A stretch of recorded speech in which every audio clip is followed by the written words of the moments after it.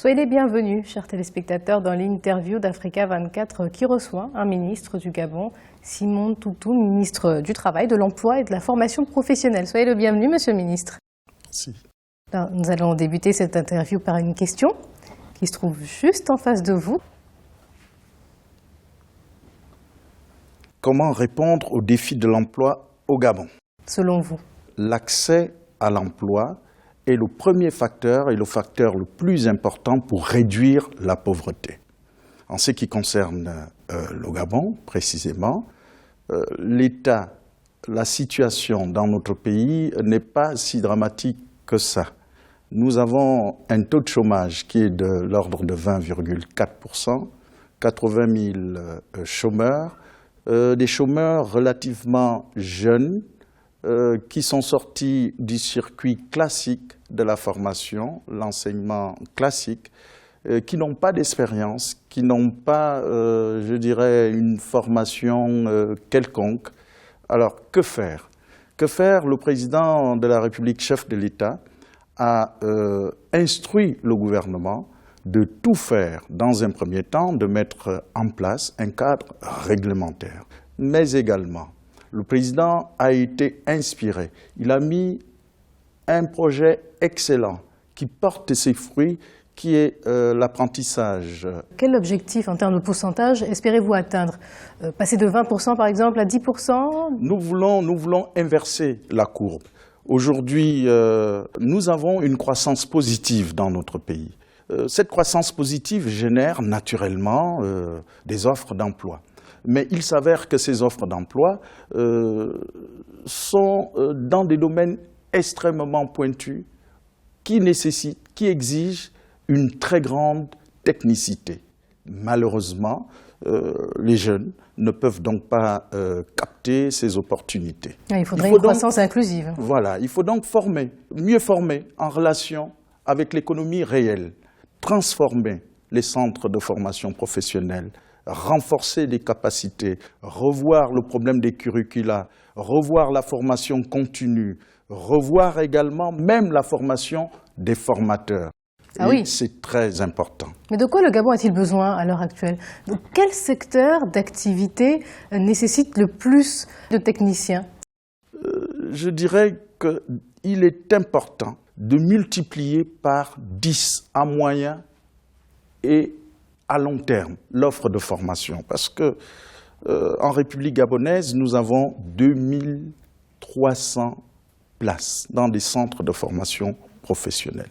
Il faut donc, à la limite, qu'on ait 10 000 à court et à moyen terme, et un peu plus. On est un pays forestier, on a une économie fossile, le domaine du pétrole, la sous-traitance pétrolière, les perforeurs de puits, on n'en a presque pas aujourd'hui formés et bien formés. Donc nous avons d'abord un défi, c'est celui de faire en sorte de former en quantité, mais également en qualité. Est-ce qu'ils seront accessibles à tous? C'est-à-dire, je suis un Gabonais moyen, ma famille n'a pas forcément les moyens de m'offrir des études supérieures. Est-ce que l'État gabonais peut m'accompagner, par exemple, pour que je devienne ingénieur? Oui, l'État gabonais va vous accompagner. D'ailleurs, nous sommes en train de mettre un cadre réglementaire qui fera en sorte qu'on n'aura même plus besoin d'avoir un diplôme, on peut valider ses acquis d'expérience. Ça veut dire le citoyen qui n'a pas eu la chance de faire un circuit normal, mais qui a travaillé pendant 5 ans, pendant 10 ans, il peut accéder à ces centres et espérer avoir en bout de ligne un diplôme.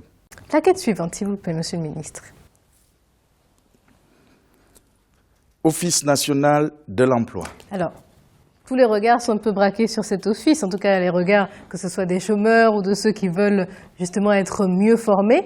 Il est en réforme, il est en pleine réforme également, cet office. C'est exact, mais non seulement ça a été un grand chantier, impulsé par Monsieur le Président de la République, chef de l'État, qui souhaitait renforcer les capacités de ce centre, souhaitait également que ce centre fonctionne avec des outils scientifiques.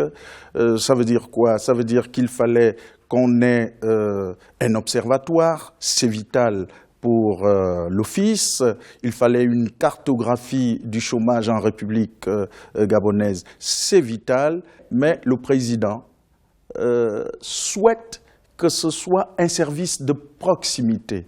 Il fallait donc implanter, et c'est une très grande réforme, implanter cet office partout dans les 9 provinces du Gabon et implanter à 2 autres endroits, à Libreville, à l'estuaire principalement, donc à Ovendo et à Kanda, ce qui est en train de se faire pour que ce soit réellement un service de proximité. Mais au-delà, le bras séculier de l'Office national de l'emploi, c'est essentiellement le FIR, le Fonds d'insertion et de réinsertion.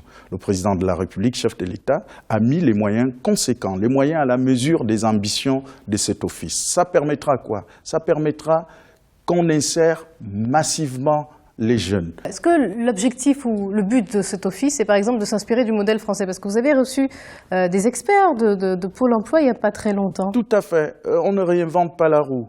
Il faudrait que cet office fonctionne comme Pôle emploi en France, parce que, vous savez... Pôle emploi est très critiqué tout de même en France.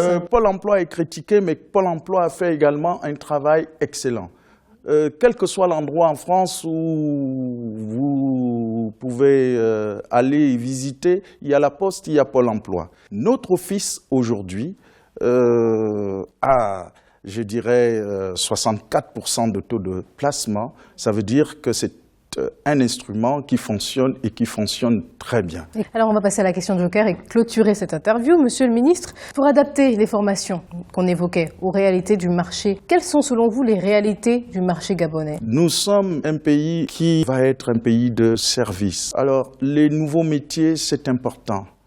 Il faudrait également qu'on évite d'importer de la main-d'œuvre dans des métiers qui sont piliers pour notre économie. J'ai parlé de pétrole, j'ai parlé de forêt. Il faut donc massivement former dans ces métiers. Cette problématique-là de la main-d'œuvre étrangère. Oui, la main-d'œuvre étrangère, voyez-vous, on est devant un dilemme. Ralentir l'activité économique ou importer. Mais déjà, en une année, nous avons réduit de 30% l'importation de la main-d'œuvre étrangère en République gabonaise. Et pourtant, la grogne monte. Les syndicalistes, dans le secteur du travail notamment, dans le secteur de l'enseignement, de la formation, manifestent. Alors là, il s'agit uniquement de quelques agents publics. C'est un syndicalisme libertaire, à la frontière de l'anarchie. Il y a des revendications tout de même. Là encore, faudrait-il que ces revendications soient légitimes. Revaloriser les salaires ou les primes. Quand vous demandez un SMIC à 300 000, et quand on fait objectivement un calcul, on est à plus que 2500 milliards, c'est la totalité du budget du Gabon. Je vais vous rappeler des SMIC dans quelques pays. Le SMIC au Sénégal, il est de 40 700 francs. Oui, mais le Sénégal n'est pas un pays producteur de pétrole, de gaz. Le SMIC au Gabon, n'a pas le même sous-sol. Le SMIC au Cameroun, il est de 27 000 francs CFA. Le SMIC dans un pays pétrolier à côté, la Guinée équatoriale, il est de 90 000 francs. On peut prendre d'autres références de pays pétroliers. Oui, la Guinée équatoriale, 90 000 francs. Mais le président, en arrivant au pouvoir, qu'est-ce qu'il a fait? Ça a été une mesure forte. Il a introduit le revenu minimum mensuel, 150 000 francs. En Afrique au sud du Sahara, il n'y a pas de précédent. La cherté de la vie, effectivement, peut pousser certains Gabonais à avoir ces revendications. Et en plus, ils se disent que le PIB, par exemple, du Gabon est l'un des plus élevés en Afrique. Ce n'est plus exact. Ce n'est plus exact. Là, c'est des préjugés. Ce n'est plus tout à fait exact. À cause de la chute du baril du pétrole? Pas nécessairement à cause de la chute du baril du pétrole, mais j'ai dit ce n'est plus vrai. On ne peut pas vouloir tout et n'importe quoi. Nous allons inverser la courbe de ce chômage parce qu'en formant massivement, les jeunes pourront prétendre à un emploi. Et comme je disais, c'est important parce que Monsieur le Président de la République, chef de l'État, souhaite réduire la pauvreté dans notre pays. Il a eu le courage de dire que, écoutez, je veux mener une étude, je veux publier cette étude. Il y a des Gabonais qui sont restés en bordure de la route maintenant à la prospérité économique. Il y a des Gabonais qui n'ont pas pris le train de l'émergence. Alors je veux réduire ce chômage. Est-ce que c'est du courage, Monsieur le ministre, c'est du ce qui a courage. été fait? C'est après tout le rôle d'un président de la République. L'État qui avoue que dans mon pays, il y a 30% de la population qui font partie des laissés pour compte. Vous avez un exemple d'un chef d'État? Peut-être pas dans les mêmes termes, mais tous les pays qui aspirent, en tout cas en Afrique, à l'émergence, tiennent à peu près le même type de discours. À la différence, vous savez, en économie, il y a deux méthodes.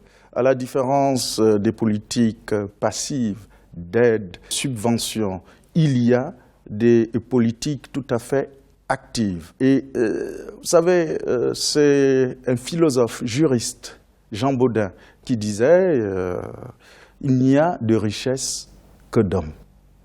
Et c'est important. C'est la première richesse. Il faut donc qu'elle soit formée pour qu'elle participe pleinement au développement économique du pays. Merci à vous, Monsieur le ministre Simon Toutoum, d'avoir accepté de répondre à ces questions. Et merci à vous, chers téléspectateurs. C'était l'interview d'Africa 24. À bientôt.